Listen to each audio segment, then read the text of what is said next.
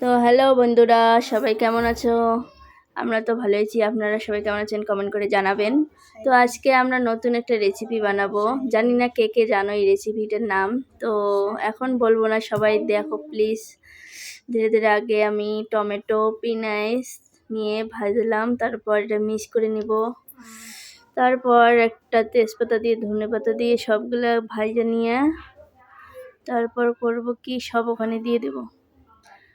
তো আমার রেসিপিটির নাম হলো শাহীর পনির। তো এই রেসিপিটা কে কে জানো বা কে কে খেয়েছো বাড়িতেই টেস্ট করে দেখতে পারো যে কেমন লাগে। এটা বাড়িতেই স্বাভাবিক সবাই রান্না করে পনির দিয়ে। এটার নাম হলো শাহীর পনির। তো প্লিজ বন্ধুরা একটু সবাই কমেন্ট করে জানাবেন রেসিপি কেমন হয়েছে।